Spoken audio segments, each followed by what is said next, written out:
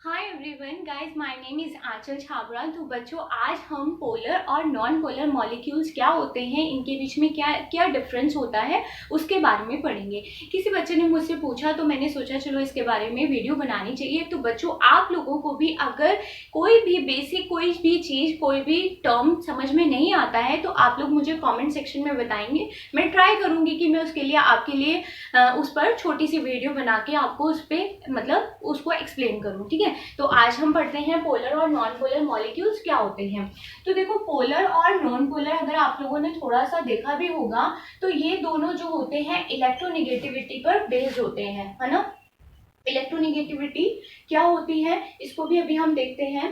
देखो, polar molecules क्या होते हैं, उसमें क्या होता है, अगर एटम्स के बीच में इलेक्ट्रोनेगेटिविटी डिफरेंस ज्यादा होता है तो वो मॉलिक्यूल होते हैं पोलर, ठीक है। If there is no difference in electronegativity then it will be non polar molecule. तो देखो, इसको लिख लेते हैं हम थोड़ा सा। Higher the difference in electronegativity between atoms called polar molecule, ठीक है। और if there is no difference, or you can say slightly difference, no difference or slightly difference in electronegativity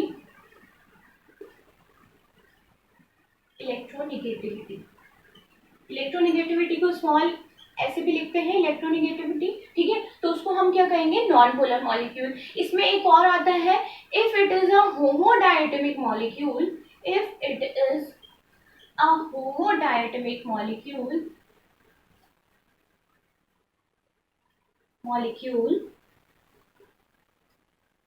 तो वो भी जो होगा नॉन पोलर मॉलिक्यूल होगा, ठीक है। तो देखो यहाँ पर इसका हम एक एग्जांपल लेते हैं। नॉन पोलर क्या होते हैं, नॉन पोलर में जहाँ पे इलेक्ट्रोनेगेटिविटी एटम के बीच में ज्यादा हो डिफरेंस। तो देखो, इसका एग्जांपल हम ऐसे ले लें, हाइड्रोजन फ्लोराइड का एग्जांपल ले लें।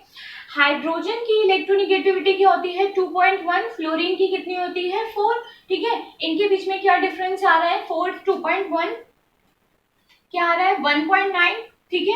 हायर डिफरेंस है ना, ज्यादा ही तो है डिफरेंस, जिसके बीच में ज्यादा डिफरेंस होगा। और वैसे भी आप समझो, देखो फ्लोरीन बहुत ज्यादा इलेक्ट्रोनेगेटिव होता है, वो सारे इलेक्ट्रॉन अपनी तरफ ले जाएगा। जहां पर पार्शली पॉजिटिव या स्लाइटली पॉजिटिव और स्लाइटली निगेटिव चार्ज आता है तो वो भी मॉलिक्यूल क्या होते हैं, पोलर मॉलिक्यूल होते हैं।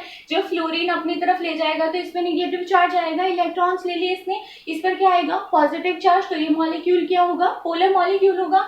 एक और एग्जांपल से देखते हैं, जैसे वाटर मॉलिक्यूल का स्ट्रक्चर ऐसा होता है।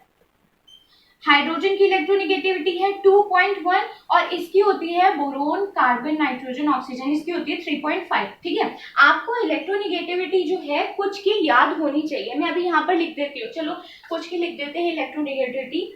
Hydrogen, boron, carbon, nitrogen, oxygen, fluorine, ठीक है। इसकी होती है 2.1। लिथियम की होती है 1 ही होती है इसकी होती है 0.9। बोरोन की होती है 2.5।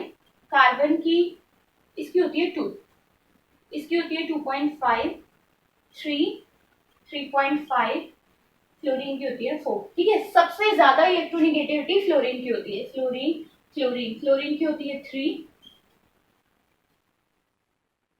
सल्फर, फास्फोरस की होती है 2.1, इसकी होती है 2.5, ठीक है। ये कुछ कॉमन इलेक्ट्रोनेगेटिविटीज हैं जो आपको याद होनी चाहिए। अगर आपको ये याद होगा तो आप पोलर और नॉन पोलर जो है इजीली बता सकते हो।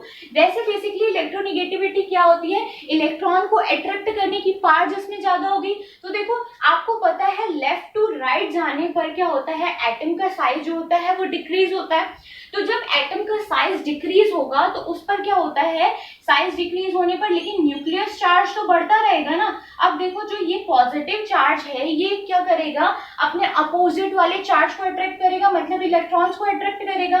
जितना छोटा साइज उतना ज्यादा क्या होगा, इस पर न्यूक्लियर चार्ज होगा। न्यूक्लियर चार्ज इलेक्ट्रॉन को अट्रैक्ट करेगा, यही है जो इलेक्ट्रॉन को अट्रैक्ट करता है वो क्या होती है, इलेक्ट्रोनिगेटिविटी। अब देखो लेफ्ट टू राइट जा रहे हैं, सबसे लास्ट में क्या है, फ्लोरीन है। फ्लोरीन का सबसे स्मॉल साइज है, बाकी सबसे देखो लेफ्ट टू राइट जाने पर साइज स्मॉल होता है ना, तो फ्लोरीन का सबसे छोटा साइज है, तो और इस पर न्यूक्लियर चार्ज सबसे ज्यादा है, तो इसकी इलेक्ट्रोनिगेटिविटी जो है पूरी पीरियोडिक टेबल में फ्लोरीन की इलेक्ट्रोनिगेटिविटी सबसे ज्यादा होती है, ये आप लोग याद रखेंगे, ठीक है।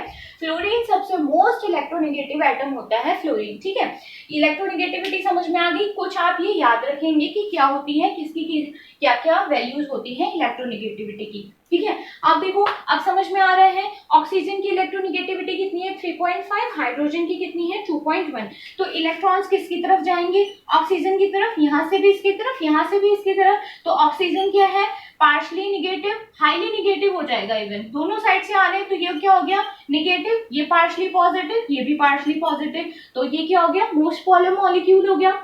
या एक और एग्जांपल ले लो HCl, ठीक है ना, इसकी इलेक्ट्रोनिगेटिविटी देखो कितनी है 3, हाइड्रोजन की कितनी है 2.1, इलेक्ट्रॉन्स किसकी तरफ मूव करेंगे, फ्लोरीन की तरफ, तो देखो इस पे क्या आएगा partially negative and here partially positive, ठीक है ना, समझ में आ रहा है। जहां पर चार्ज सेपरेशन इजीली हो जाए तो वो क्या होंगे पोलर मॉलिक्यूल, ठीक है। या फिर इसका एक और एग्जांपल ले लो HCl, NH3 ले लो, NH3 का स्ट्रक्चर कैसा होता है, पिरामिडल होता है NH3, ठीक है। नाइट्रोजन की इलेक्ट्रोनिगेटिविटी क्या है 3, हाइड्रोजन की कितनी है 2.1, 2.1, 2.1, ठीक है। इसके इलेक्ट्रॉन भी इधर जाएंगे, इसके इलेक्ट्रॉन भी, इसके इलेक्ट्रॉन भी, इस पे क्या आ गया negative charge and here partially positive, partially positive, partially positive. I hope आपको पोलर मॉलिक्यूल सब अच्छे से समझ में आ गया होगा कि जिस एटम या मॉलिक्यूल में क्या होगा चार्ज सेपरेशन अगर इजीली हो जाएगा। अगर चार्ज सेपरेशन भी कब हमें पता होगा, जब हमें इलेक्ट्रोनिगेटिविटी की वैल्यू पता होगी, इलेक्ट्रोनिगेटिव वैल्यू, ठीक है। तो कुछ हो कि आप ये यहाँ से याद कर लेंगे, बाकी से देखो चार्ज सेपरेशन करा दो, उसकी वैल्यू उस पर पुट कर दो, आपको पता चल जाएगा इलेक्ट्रॉन्स कहाँ मूव कर रहे हैं, तो इससे इजीली कैलकुलेट कर लोगे आप ये पोलर मॉलिक्यूल है या नॉन पोलर। अच्छा अब नॉन पोलर मॉलिक्यूल क्या होते हैं, देखो पहले तो इसको देखते हैं होमोडायटमिक मॉलिक्यूल क्या होते हैं। इसका एग्जांपल ले लो, इसकी यहाँ पे इलेक्ट्रोनिगेटिविटी यहाँ से हटा दो उसको थोड़ा सा,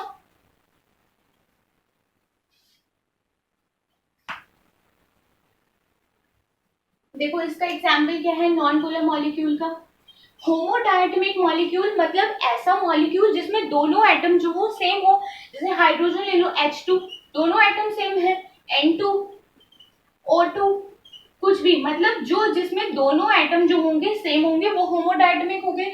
यहाँ पर देखो कोई डिफरेंस हो रहा है इलेक्ट्रोनिगेटिविटी में, इसके भी 2.1 है, इसकी भी 2.1 है इलेक्ट्रोनिगेटिविटी, देख लो ठीक है 2.1 पता नहीं है। अब देखो कहीं पे इलेक्ट्रॉन्स किसकी तरफ मूव करेंगे, दोनों जगह इलेक्ट्रोनिगेटिविटी सेम है ना, there is no difference in electronegativity, कोई डिफरेंस नहीं है, ये क्या हो गया नॉन पोलर मॉलिक्यूल। या फिर नाइट्रोजन ट्रिपल बॉन्ड होता है इनके बीच में, देखो इसकी भी इलेक्ट्रोनिगेटिविटी 3 है और इसकी भी 3 है, ऊपर से देख लो 3 है ना इलेक्ट्रोनिगेटिविटी, यहाँ पे भी 3, यहाँ पे भी 3, कोई डिफरेंस नहीं है इलेक्ट्रोनिगेटिविटी में, तो ये क्या हो गया नॉन पोलर मॉलिक्यूल।